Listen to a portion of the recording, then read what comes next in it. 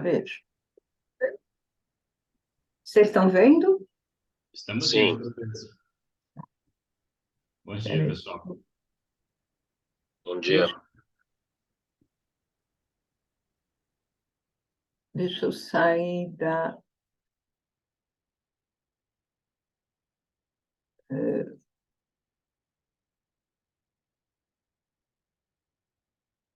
Deixa eu diminuir aqui para isso. Vocês me veem? Veem o mouse direitinho? Sim. Está mudando? Está Temos os mudando? dois. Tá mudando. E dá Então para ver o vamos lá. mouse. Quando você falar, eu começo. Pode começar, tranquilo. Então vamos lá.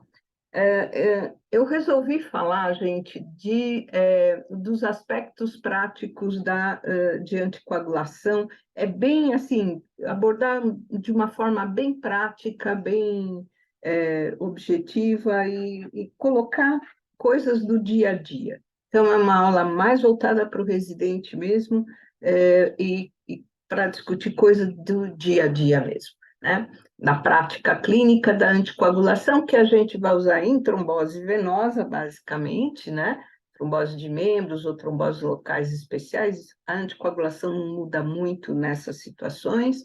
A gente usa na fibrilação atrial, por exemplo, que é um paciente que a gente tem muito estudo com os novos anticoagulantes, por isso que eu coloquei aqui, que é um paciente especial, diferente desse paciente da trombose, né? O paciente com FA, ele não é um coagulopata, né? Não é um doente da coagulação, ele só faz trombo porque o coração tremelica lá. Então, ele é diferente do paciente com trombose venosa, que é um paciente que sabe fazer trombose, então tem outros fatores de risco e tudo. E a prevenção de trombose em várias situações clínicas, cirurgia, internação, o paciente UTI, enfim, em outras situações fora do hospital. Mas, antes da gente falar de anticoagulação, o que eu queria lembrar, a gente costumava usar uma frase, né, que hemorragia a gente trata e trombose mata, mas não é bem verdade, não. Esse estudo é interessante, é já antigo, mas é para mostrar que a razão de fatalidade, de mortalidade da hemorragia é maior do que a de trombose, o que leva, né, é bem maior, né, 11,3% versus 3,6% da trombose. A porcentagem de quem morreu de trombose dentre todos que tiveram trombose, né, na verdade. Então, é só para lembrar que a complicação importante da anticoagulação é o sangramento, né? E é uma coisa que a gente não consegue ter, os anticoagulantes sangram, fazem sangrar. Eu brinco, né? Se não quer que sangra, dá floral de bar, mas se não for, vai sangrar, né? Não tem muito jeito. A evolução dos anticoagulantes, aqui é uma evolução histórica, tá vendo, Gordinho, como 100 anos passa rapidinho? A gente estava falando agora na coisa. Aqui a gente está com, eu coloquei em azul os parenterais e em rosa os orais, só para lembrar, né, a heparina e a varfarina a gente conhece há muito tempo e usa há muito tempo.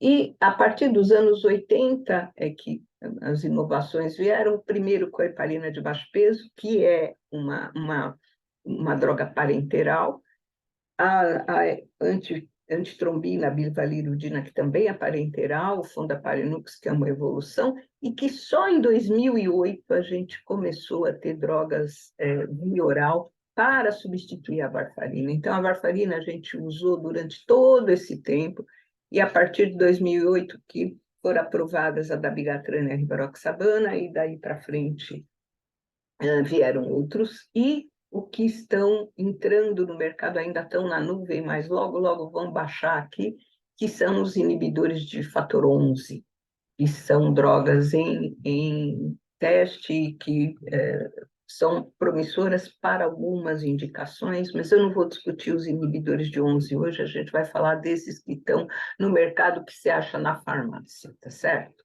Então, começando com as heparinas. A heparina é um mucopolissacarídeo, você lembra disso, né? A gente tem heparina não fracionada, que é aquela que sai do intestino do porco, é um produto biológico, então, tá? E ela é um mucopolissacarídeo de alto peso molecular, na verdade, são fragmentos de vários tamanhos, geralmente de alto peso molecular. Então, a ação dela é se ligar à antitrombina, você está vendo aqui a antitrombina, essa molécula verde, isso aqui é a trombina, e a heparina ela se liga na molécula verde e amplia o efeito inibidor sobre a trombina ou sobre o 10 ativado, que são os principais alvos da antitrombina. Então, ela age através da antitrombina, tá certo? A heparina não fracionada, então, tem moléculas grandes que abraçam tanto a antitrombina quanto a trombina e consegue ter um efeito antitrombina importante, tá? A partir dos anos 80, vocês viram lá, a gente despolimerizou isso aqui, na escola, a Helena Naber trabalhou nisso, na despolimerização química ou enzimática, né? Da heparina não fracionada para fazer fragmentos menores, e isso é heparina de baixo peso, tá certo? Então, na verdade, é a mesma droga, é o mesmo porco, é o mesmo intestino do porco, tá? Também biológica. E ela tem fragmentos menores. E qual é a vantagem disso? É que esses pequenos fragmentos não são muito bons para inibir trombina, mas eles inibem bem o 10 ativado, porque a trombina eu preciso que ela abrace a trombina também, e o 10 ativado não precisa disso. Então, a heparina de baixo peso molecular tem essa vantagem. E, clinicamente, a vantagem é que ela tem uma biodisponibilidade melhor, vocês sabem disso, você faz heparina de baixo peso, a dose é em miligrama por quilo, ou unidade por quilo, né? E ela é mais ou menos fixa e ela é reprodutível no indivíduo, você não precisa monitorar, enquanto a heparina não fracionada você precisa. E andando um pouquinho mais para frente, sim, foi sintetizado o pentasacarídeo, que é o ponto de ligação entre a antitrombina e a heparina, e isso é o fondaparinux. Fondaparinux é uma droga sintética, então não precisa do porco, e que tem o mesmo efeito. É uma droga, na verdade, muito boa, mas eu acho que ela é submarketing, né? É uma questão de marketing mesmo. Vende pouco porque tem pouco porque vende pouco, e vai assim. Mas é uma droga muito boa. E parece muito com a heparina de baixo peso, tá certo? Então, heparina não fracionada, como é que a gente faz? A gente faz, né, na veia, né? Em infusão com bomba. Antigamente, quando não tinha bomba, a gente fazia sem bomba mesmo e dava certo, né? A bomba é só uma questão até de segurança para o paciente. Você faz um bolos e mantém uma infusão e ajusta o TTPA. Bom, quanto que precisa? De 2 a 2,5 de prolongamento do TTPA, né? Eu preciso prolongá-lo 2 a 2,5, mas depende do reagente. Esse estudo aqui mostra para você, isso aqui são as mesmas amostras feitas com vários reagentes e vários aparelhos, cada um é uma amostra num aparelho e num reagente, tá? E você vê aqui representado em segundos aqui na relação, que torna a coisa mais homogênea, mas mesmo assim você vê que no mesmo paciente, do mesma amostra, né? Você tem pacientes que estão abaixo da faixa terapêutica e indivíduos acima da faixa terapêutica na mesma amostra, a depender do reagente que você usa. Então, é recomendado que cada laboratório te conte mais ou menos a faixa terapêutica de cada reagente. Isso o laboratório faz. Então, a gente faz e uma outra coisa que eu queria falar aqui.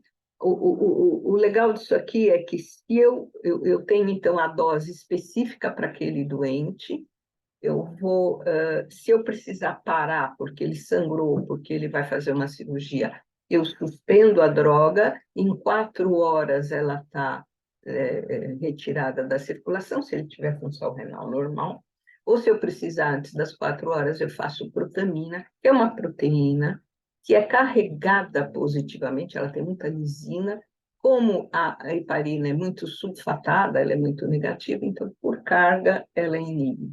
E ela é boa para inibir heparina não fracionada, ela é menos eficiente na heparina de baixo peso, tá? E aí, como é que a gente faz aquilo lá? A gente faz um bolos e mantém a infusão. Não precisa fazer TTPA a cada 4 horas. A verdade é que eu faço bolos e inicio a infusão, e dentro de 4 horas eu olho o TTPA. Se eu não precisar ajustar, eu posso olhar ele no dia seguinte. Se eu precisar ajustar, em 4 horas eu olho, percebe? Não é para deixar de horário, fazer isso de horário. E você ajustar a dose, lembrando que cada paciente vai ter sua dose. Se você usar essas 18 unidades por quilo por hora, você vai pegar 80% dos pacientes, vai estar bem anticoagulado, tá certo? Que corresponde a 0,7 a 1 unidade de anti-10, como dosagem da heparina, né? E alguns pacientes, então, vão estar abaixo, vão precisar de mais, alguns pacientes vão precisar de menos, e você vai diminuir a dose de infusão.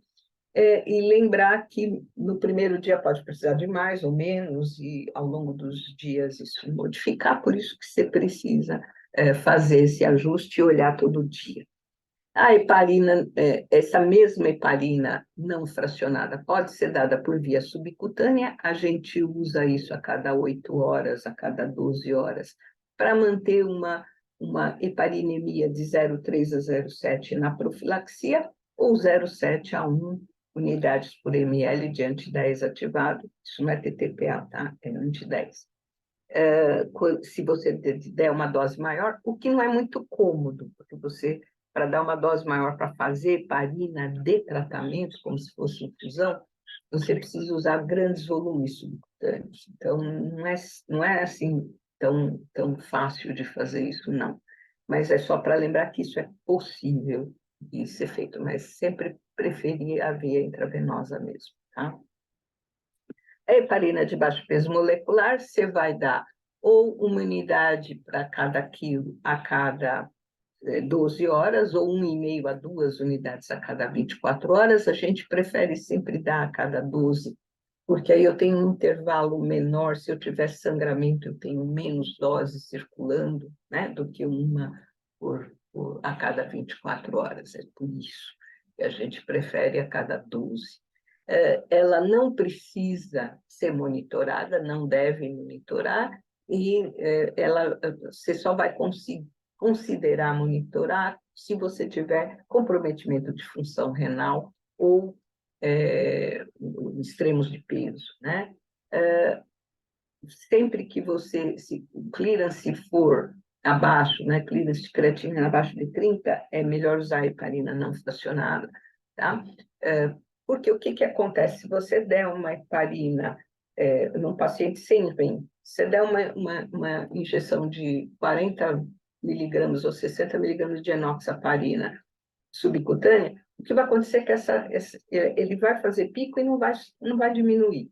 A hora que você der o próximo, ele vai acumular, e aí ele sangra 1 hora por conta de superdosagem, tá certo? Mas uma injeção não vai fazer isso, é o acúmulo delas que vai fazer a superdosagem, tá?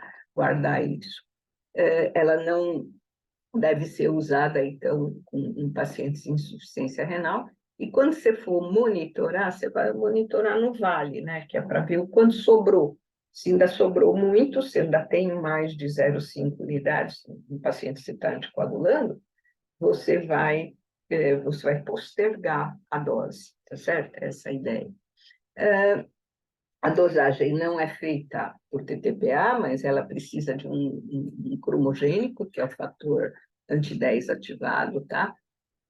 com a curva feita para a heparina que você está usando, se é enoxaparina, se é dalteparina.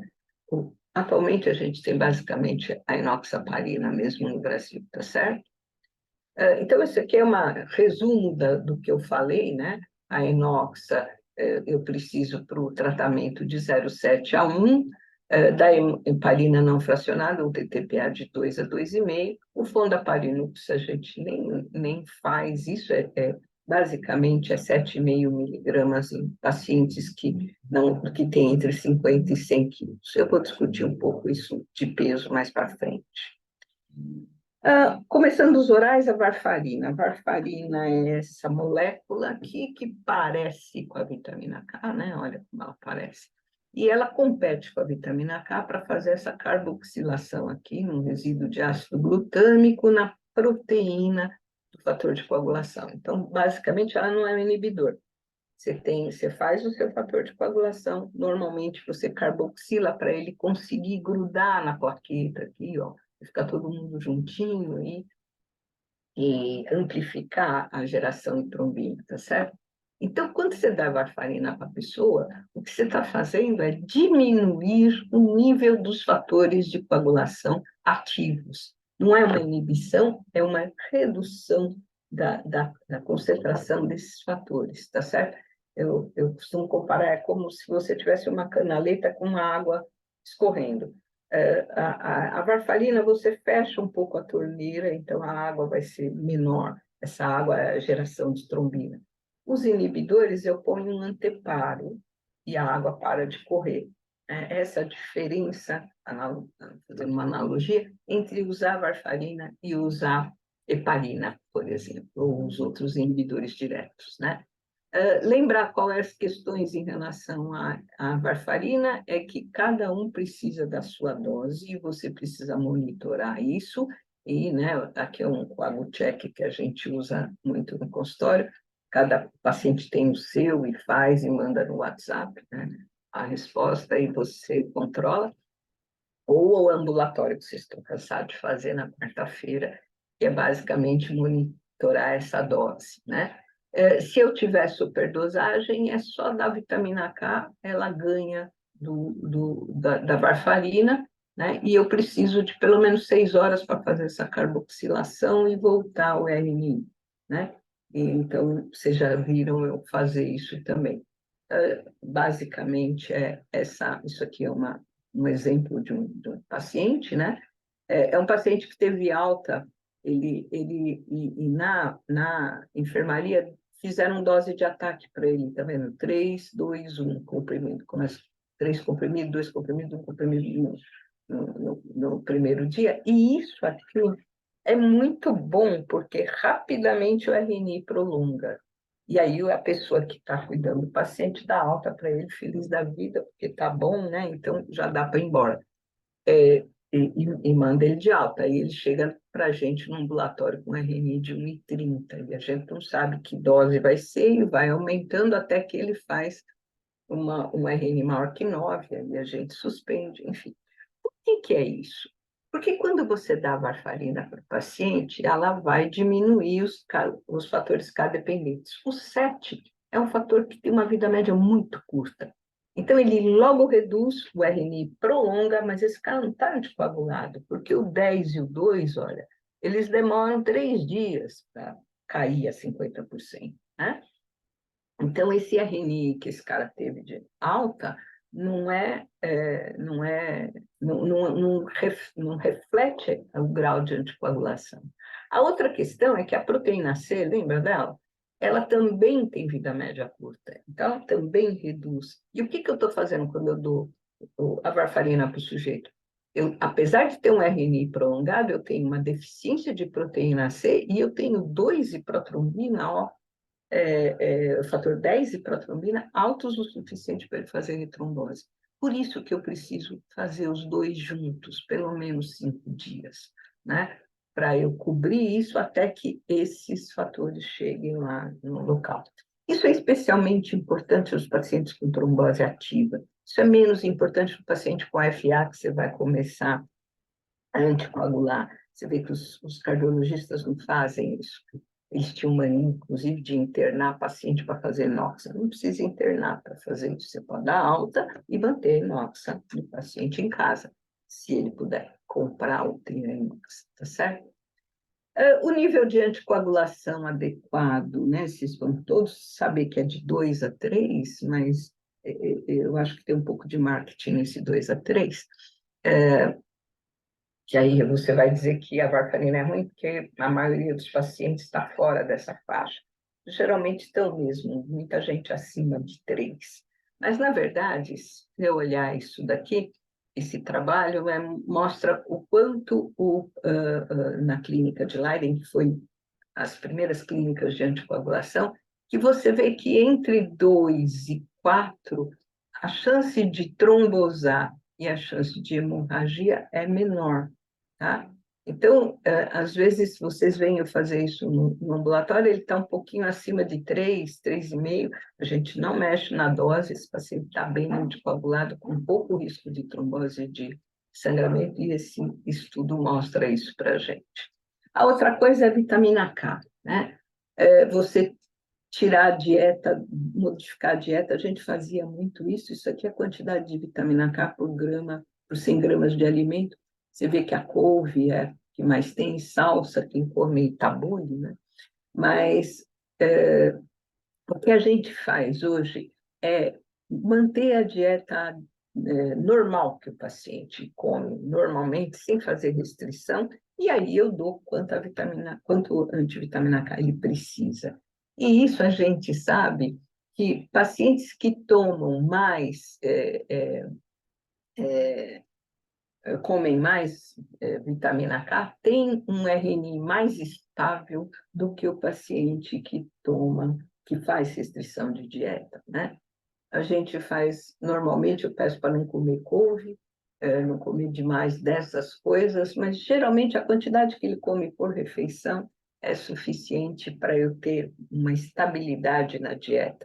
E isso é verdade ao contrário. O paciente que fica resfriado, não come, fica inapetente e continua tomando a mesma dose, ele tende a fazer superdosagem, né? Só para lembrar essa coisa que a gente vê na prática. E aí, a partir de 2008, os inibidores diretos, que são moléculas sintéticas, aqui é a cara delas, tá? A varfarina, ela é uma molécula natural. Tá? Hoje ela é sintética, mas ela veio de natural. Essas não. Essas foram inventadas. É muito legal você ver a história disso aqui. Quem tiver curiosidade, vale a pena olhar. A rivaroxabana, por exemplo, para ela surgir, eles olharam 200 mil moléculas, porque eles ficavam mexendo nos grupamentos para poder você ter absorção oral, para você ter um nível plasmático constante, enfim, para você poder dar essa droga e não monitorar, o trabalho que os laboratórios da indústria farmacêutica fez foi realmente impressionante, tá? A história da Riva é muito bonita nesse sentido. Então, eles estão aqui, eu já falei para vocês, ele não precisa da antitrombina, ele entra direto aqui a dabigatrana na trombina, aqui é a idoxa no 10 ativado, então a Riva, a idoxa e a pixabana são anti-10 e a dabigatrana antitrombina, tá certo? A performance desses DOACs, eu vou falar aqui da trombose venosa, só que a gente lida mais, ele foi sempre não inferior à varfarina. Isso aqui são os estudos fundamentais, né, que fizeram a aprovação deles em FDA, nas agências todas, tá? Então, você vê a dabigatrana sempre comparada com a varfarina. Dabigatrana, a Riva, a Pixa e a Edoxa. E você vê que é sempre comparada à varfarina, você não tem comparação direta entre eles, mas aqui dá para a gente ter ideia de quanto eu tinha de recorrência em varfarina, que sugere que as populações não são iguais, tá vendo? E o efeito de cada uma delas é não inferior, ou seja, ela é tão boa, eles são tão bons quanto a varfarina com relação à trombose, e alguns são melhores que a varfarina, que é o que está marcado em vermelho, em termos de sangramento maior, sangramento grave, tá? Então, a idoxa foi sempre melhor que a varfarina, a pixa também, a rivaroxabana foi igual, a dabigatrana foi igual, só quando eu uso dose reduzida é que ela é sangramento. Mas quando eu vou para o sangramento intracraniano, todos eles sangram menos do que a varfarina, e sangram bem menos, tá? A redução é importante, só que o risco absoluto é bem menor, tá, gente?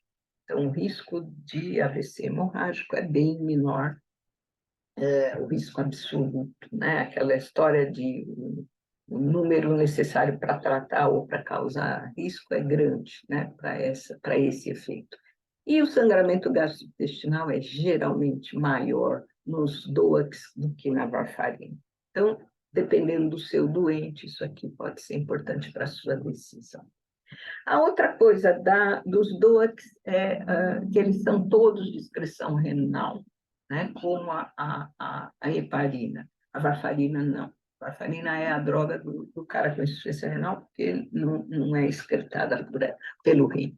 E você vê aqui o indivíduo normal é esse cor-de-rosa, e à medida que você vai perdendo função renal, você vai acumulando a droga, né?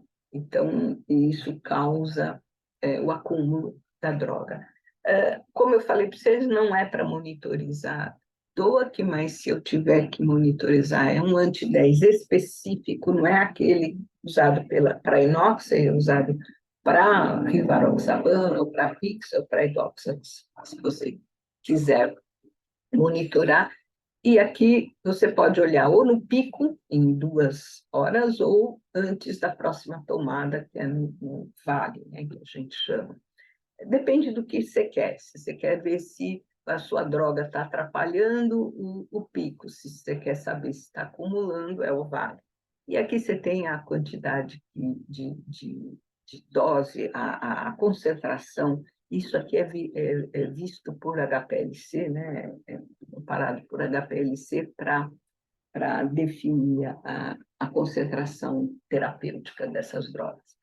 E aí as doses, né? Elas são fixas, então, 150 2 vezes para a dabiga, 5 miligramas 2 vezes para a pixa, 60 para a idoxa e 20 para a riva, são as doses habituais. A gente tem reduções de dose, basicamente com o clearance de creatinina, né, diminuído, eu diminuo a dose.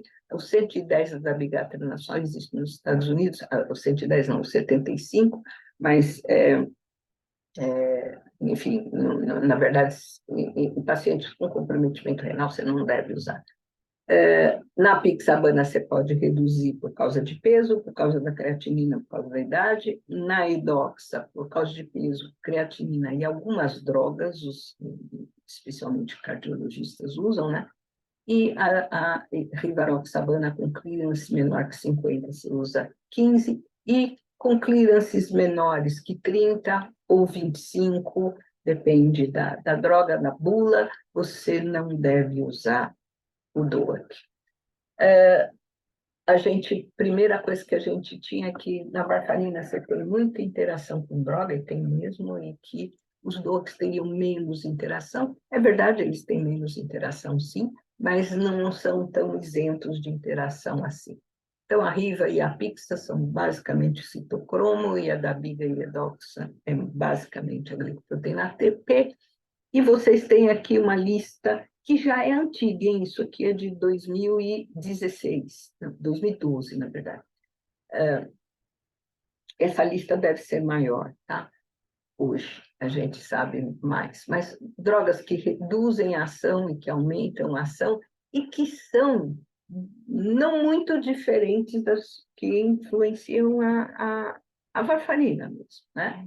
Então, só para lembrar, por exemplo, né, a carbamazepina, a rifampicina, a fenitoína, né, os pacientes com tratamento de tuberculose ou tratamento anticonvulsivante, ele induz a glicoproteína P e diminui a concentração da droga, tanto na varfarina quanto na dabiga e na idoxa, por exemplo, tá? E aqui, eu só coloquei aqui para vocês terem a referência, mais os DOACs e os vários tratamentos em oncologia, tá? Mas aí você tem as tabelas e você vai olhar para decidir, aí eu já vou falar de uma vez, para decidir se você está com usando uma droga para tratar o câncer que interfira com o seu anticoagulante, use inox. Usa inoxa naquele período, depois você volta para o DOAC, tá? É simples assim, a gente pode fazer essa troca, né? O tratamento, então. A coisa mais importante para falar do tratamento inicial, e isso é para vocês que estão trabalhando no pronto-socorro, que são os jovens, eu brinco que os pronto-socorro agora só entram de máscara, né? Mas vocês que estão lá na frente e que atendem esse paciente que vem na UPA, é o seguinte, o primeiro tratamento define muito a recorrência e as complicações posteriores desse paciente, tá? Esses estudos são 2 estudos, esse com o zimelagatrana, que foi o primeiro lá, que foi lançado no mercado e depois retirado porque causou insuficiência hepática, né? Então, ele foi retirado, era da AstraZeneca, que retardou um bocado, foi no começo dos anos 2000, que retardou um bocado os demais, tá? E esse da Hidraparinux, que também não emplacou como droga, por causa do marketing, é uma boa droga, que dado uma vez por semana, mas enfim, é só para mostrar para vocês esses 2 gráficos que a recorrência é no começo, tá vendo? Tanto que os estudos de todos os outros anticoagulantes orais que vieram, eu tenho um especial cuidado no começo do tratamento. É aí que recorre. E é a hora que você precisa anticoagular esse sujeito direito, né? Manter a anticoagulação dele direito. Então, a gente tem aqui os vários esquemas, né? Se você vai usar varfarina, e a gente vai usar em algumas situações, aquilo da cobertura da heparina de baixo peso, heparina não fracionada, por um período de pelo menos 5 dias, por causa da história da proteína C, e você tem a dabigatran e a idoxabana, que precisam de um curso de enoxaparina primeiro, presta atenção. Você não vai dar alta para o seu paciente tomando dabigatrana ou edoxabana e vai mandar ele para casa, porque ele precisa desses dias, da dabiga de 9 dias, a idoxa de 5 dias, de anticoagulação plena com enoxaparina, que é para resolver fazer uma anticoagulação mais intensa naquele período de maior recorrência. Para a Riva e para a Pixa, você já pode dar alta para esse moço, com a Riva 15 miligramas 2 vezes por dia, com a Pixa em dose dobrada por 7 dias, 10 miligramas 2 vezes por dia, tá certo? Por 7 dias. Lembrar disso, tá, gente? Não dá alta com 20 miligramas. E lembrar, esse paciente precisa tomar o remédio. Se você desconfia que ele não vai tomar o remédio, por causa de preço, enfim, qualquer dúvida, certifique-se de explicar para ele que ele tem um risco maior nesse primeiro período, tá certo? Eu falei para vocês que a gente não tem comparação entre essas drogas, qual droga escolher, né?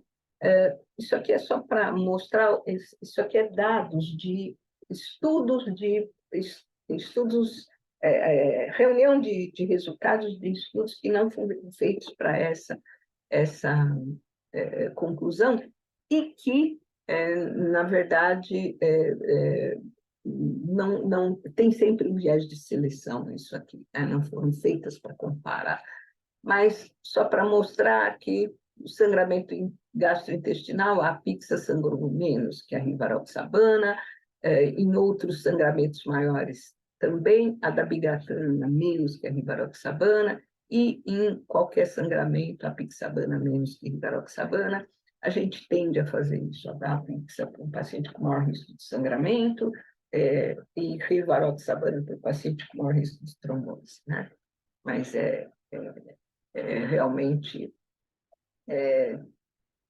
não tem essa comparação claro. Eu não vou detalhar o que está aqui, mas é só para dizer, depois você, na revisão, você olha esse estudo, é só para dizer assim, gente, precisa dar a dose recomendada, não fica diminuindo a dose ou aumentando a dose, você não pode aumentar a dose, né? E nem diminuir a dose, porque o paciente que toma a dose inadequada trombosa mais, ou recorre mais, então, e tem maior mortalidade, inclusive, tá? Então, o ideal é usar a dose recomendada. Antídotos a gente tem, o Andexanet já está no mercado também, o hidracizumab foi até mais precoce, por isso que muita gente usa dabigatran, especialmente neurologista gosta, né? Porque se o paciente fizer um AVC isquêmico, eu tiver que fazer um alteplase nele, eu tenho como cortar o efeito da dabigatrana com um anti inibidor de trombina. Agora a gente tem o andexanet alfa também, e essa situação talvez seja a situação em que esse antídoto é mais demandado. Para sangramento, geralmente é só suspender a droga ou uma cirurgia que dá para esperar um pouco, em 24 horas ela está clareada. Então, é mais difícil, mas pouco você precisa desse antídoto, mas essa situação do AVC é a mais premente, digamos. Em situações especiais, então, indivíduos frágeis, né? Esse estudo é bem legal, é o registro da Espanha, a Joyce está fazendo esse registro aqui no Brasil também, lá na Sociedade Brasileira de Trombose e Hemostasia, fica bem legal, mas é um registro só para mostrar o indivíduo frágil, quem é? É o cara com mais de 75 anos, um sujeito com clearance de creatinina menor que 50, um indivíduo que pesa menos de 50 quilos, não que os frágeis sejam muito frágeis, como vocês podem ver na foto, mas, enfim, os pacientes frágeis, engraçado, é que eles têm menos recorrência de trombose, mas eles sangram mais, né? Então, é só para lembrar, o paciente frágil, o risco é sangramento, né? E quando você vai ver isso aqui, é um estudo que pegou os pacientes acima de 75 anos com FA, né? Isso dos estudos fundamentais, tá? Dos estudos que foram usados para aprovação da droga, né? Quando a gente faz uma subanálise da, da, da, uma análise de subgrupos daqueles estudos fundamentais, você vê que você tem, ao contrário do que a gente imaginava, você tem até diminuição da embolia sistêmica, né, nesses pacientes, não, e até redução em algumas drogas, né, nos estudos, e até redução de sangramento maior, mas sempre com aumento do sangramento gastrointestinal nos pacientes de mais de 75 anos. Conclusão não é para deixar de usar, ele é protegido e fingiar sangramento gastrointestinal. Uma coisa que é importante é lembrar o uso da aspirina nesses pacientes. Às vezes é um paciente que tem um risco arterial, ele está tomando aspirina, ele faz uma trombose, você dá o DOAC e a aspirina. Aí ele vai sangrar, né? Ele já não precisa dessa aspirina nessa condição. O peso, né? Os pacientes de sobrepeso ou obesos, né? É interessante que a recorrência de trombose nesses pacientes é menor, inclusive, né? Então, estão ganhando eles. Isso em relação a vários estudos, alguns estudos fundamentais, outros não, tá? Outros tipos de estudo, mas eles trombosam menos, mas os pacientes de baixo peso, como o Don Quixote, eles sangram mais, tá? E os obesos no mundo do sangramento, tá? Como o Sancho Panza, no mundo do sangramento. Depois vocês olham com calma esse trabalho, que é muito bonito, ele faz as análises a cada índice de IMC, tá? Em cirurgia bariátrica, que é uma outra pergunta que é recorrente para a gente, né? O paciente que faz trombose ou depois da bariátrica, ou mesmo a profilaxia, mas é basicamente com trombose. Se depois que eu faço ou um Y de Roux ou um SLI, se eu posso dar a droga via oral, e pode, né? Você vê que não tem diferença entre o pré-operatório e o pós-operatório em pacientes após bariátrica, né? É um estudo com pouca gente, mas é o suficiente, é um estudo de farmacodinâmica aqui para mostrar que ele absorve, e isso aqui foi feito com rivaroxaban, tá? Então, de um modo geral, nos extremos de peso, enoxaparina, você vai usar até 150 quilos, 1 miligrama. Depois, você usar isso, mas o mais importante é monitorar de 10, tá? No paciente acima de 150. Nos DOACs, entre mais de 120 ou IMC maior que 40, medir a concentração, pico e vale, ou não usar DOAC. E a varfarina é só monitorar a anemia que dá certo, certo? E, na verdade, ela nem depende do peso. Né? Coitado, falam muito mal dessa droga, ela é boa. Né? Só para lembrar, isso eu já falei para vocês, da função renal, né? O problema do sujeito com função renal inadequada é acumular a droga. Então, aqui a gente vê esse estudo bem interessante, é uma recomendação da Sociedade Australiana, e só para mostrar quanto que acumula da bigatrana, ela acumula muito, então os primeiros acidentes e mortes de hemorragia com a da bigatrana, que foi o primeiro DOAC, né, eram pacientes com insuficiência renal, com função renal ruim, e que acumula droga e fazia superdosagem sangrar no rim, né? A Pixaban e a Riva acumulam muito menos, né? Mas acumulam ao longo do tempo, tá? Então, é prestar atenção disso. Então, a recomendação na Austrália, clearance de 30 a 49, usar ou a Pix ou Riva, lembrar que esses pacientes têm maior risco de ter FA, mas o sujeito já vai ficando doente, tem mais risco de ter FA. De 15 a 30, doença grave, tem alto risco de sangramento, a Pixa até 25, o Rivarocas até 15, isso é recomendação lá da Austrália, tá? E em diálise é só varfarina e verificar risco-benefício de anticoagular esse paciente, tá?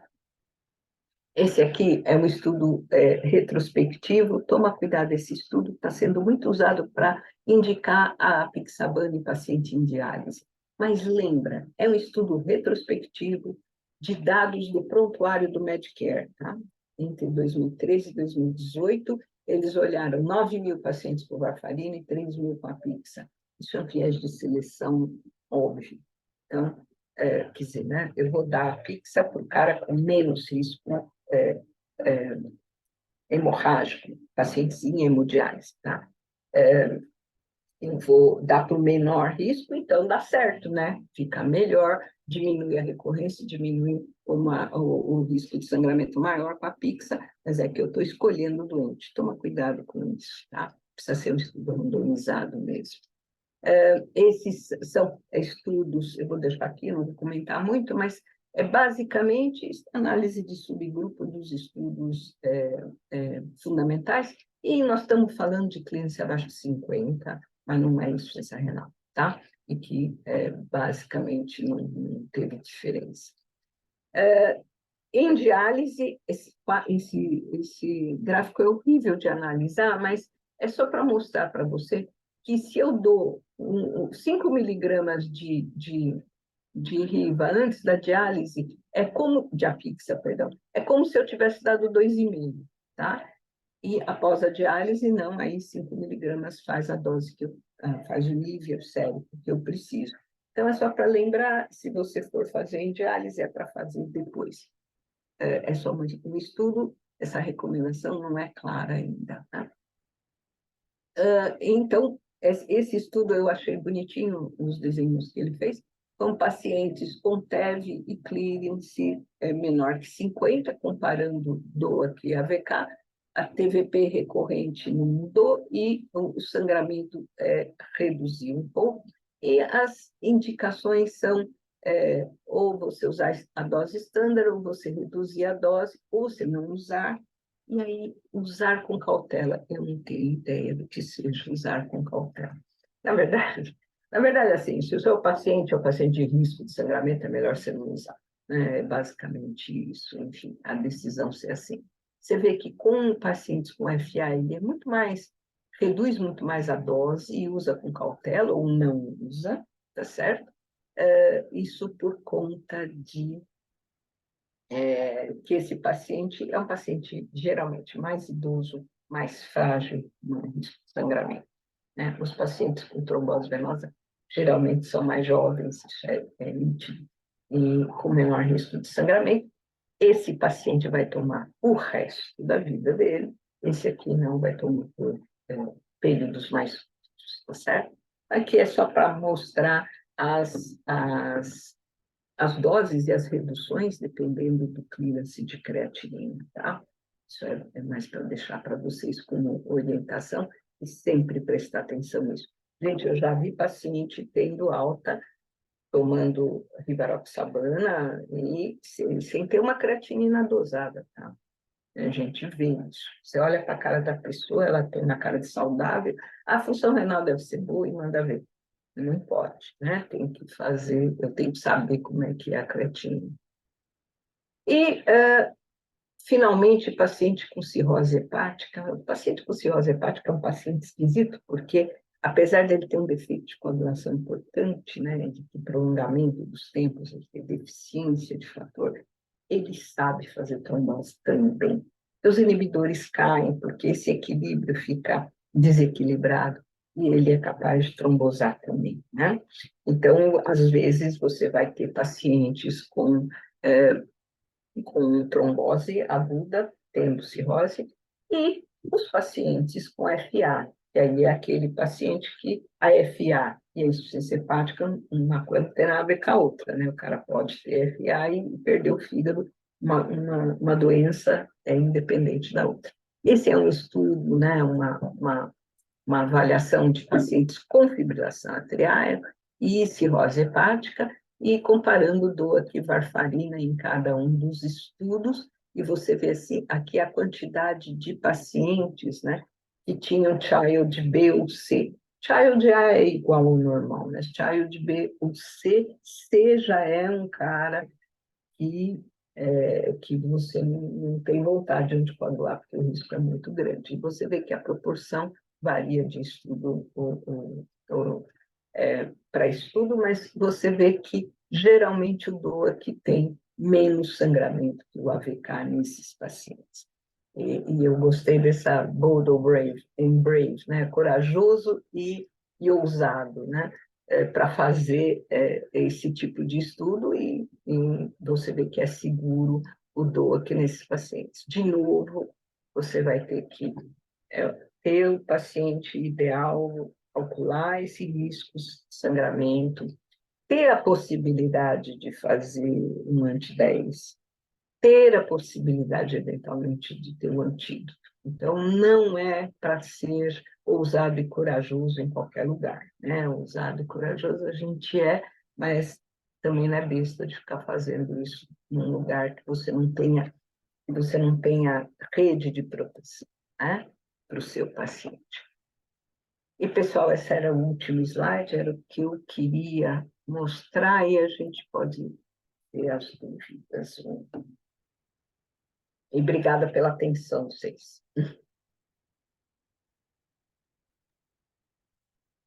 Desde como ninguém fala, eu vou falar rápido aqui. Fale. Parabéns aí, obrigado pela aula. Eu tenho duas perguntas que podem ser simples, mas eu tenho algumas dúvidas. Você mostrou aquele gráfico lá de NRI em relação a entre 2 e 4, o risco de trombose e de sangramento. A minha pergunta é assim, quando a gente vê muito isso na hemoterapia, os colegas que têm um RNI de 2, 2 e pouco, e querem corrigir isto. Então, você falou que não tem risco de sangramento entre 2 e 4. Eu queria que você me ensinasse um pouco isso. Tá bom. Então, são duas questões, eu acho que duas situações diferentes. Quando eu tenho 2,5 de RNI, porque eu tenho insuficiência hepática, porque e quando eu estou usando anticoagulação? É isso que você está perguntando. Exato. Na verdade, Dante, acho que a resposta simples para isso é isso. O paciente que anticoagula, que tem um RNI de 2,5, ele vive no risco de sangramento. Entendeu? Eu vou corrigir o paciente com 2,5 porque ele tem uma insuficiência hepática ou porque ele vai para a cirurgia, enfim, porque esse cara eu posso botar ele normal que ele não vai trombosar de novo. O paciente com trombose, se eu botar ele normal, ele trombosa de novo. Entendeu? É isso que você está perguntando, né? Mas eu queria entender, você acha que deveria corrigir, né? Por exemplo, não o paciente com trombose, mas o paciente que é o que o paciente que às vezes a gente encontra aqui, os colegas que avaliam falam, olha, ele tem vai para uma cirurgia, enfim. Isso. Esse cara tem risco de sangrar, sim, claro. Tanto que, quando o meu paciente que está anticoagulado vai para uma cirurgia, eu reverto isso. Eu corrijo o RNI dele. É isso que você está me perguntando. É isso. Em suma, RNI de 2,5 não é baixo o risco de sangramento. Ele tem um risco de sangramento muito maior do que você que tem um de RNI, com certeza. Mas ele vive assim, é o preço que ele paga para não trombosar de novo. Entendi. Outra coisa essa rápida é assim, você falou que esses caras com cirrose têm risco de sangrar, mas fazem trombose. Por que fazem trombose? Sei lá, não é que é sei lá. Eles são capazes de gerar trombina suficiente. Quando você pega esses estudos com cirrose hepática, que a gente tem métodos mais finos de olhar, eles geram trombina, por quê?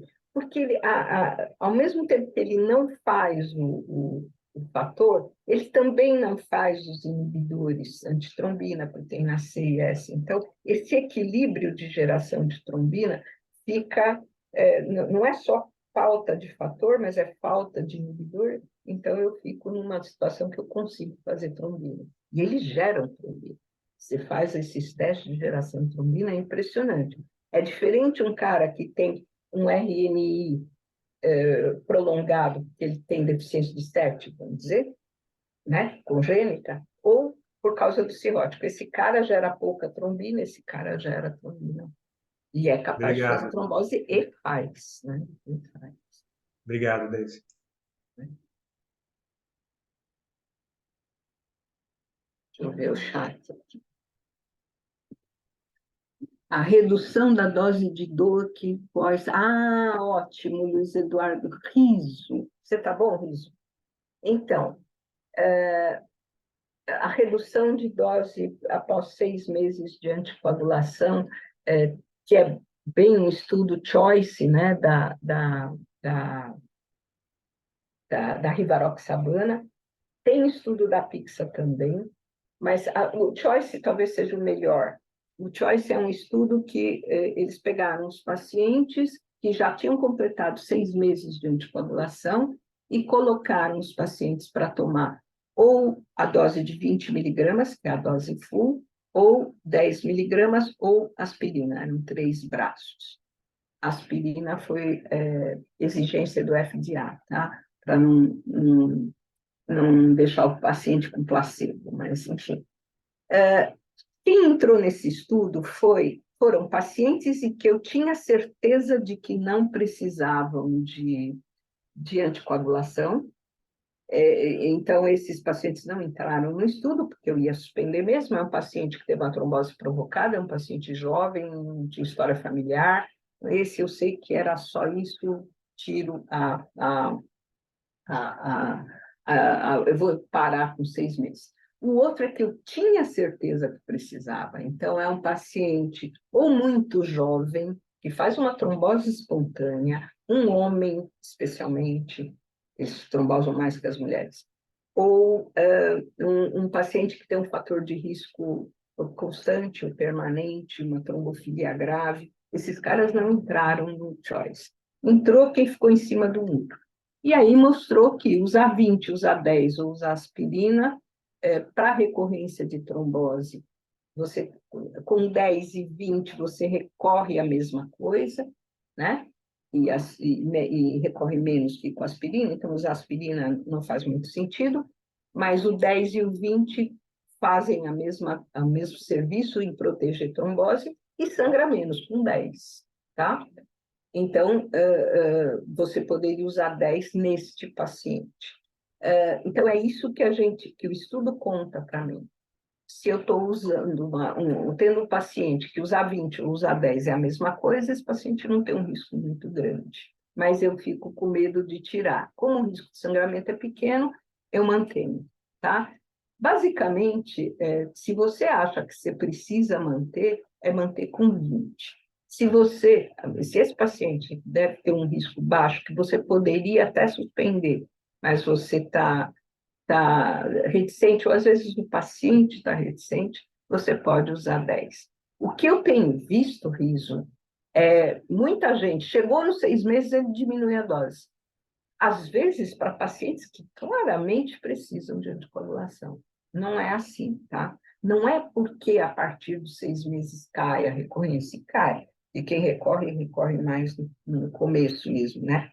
Toda vez que você está dando anticoagulação para o sujeito, você suspende a anticoagulação, o risco de trombose dele está aqui. Você dá anticoagulante, vem para cá. Suspendeu o anticoagulante, sobe de novo o risco, certo? E quanto mais perto desse momento, maior a taxa de recorrência, né?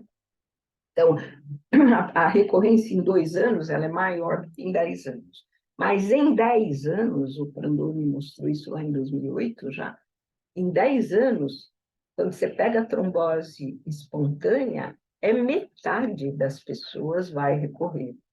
E as tromboses provocadas não é pouco também, é 25% em 10 anos. Ele mostrou isso bonito. Então, você tem um contingente de pacientes que vai recorrer, apesar de ter sido provocado, por exemplo. O que está errado, eu acho, nessa redução da dose é você reduzir dose em paciente que você sabe que precisa de anticoagulação. Esse cara não reduz, não. Né?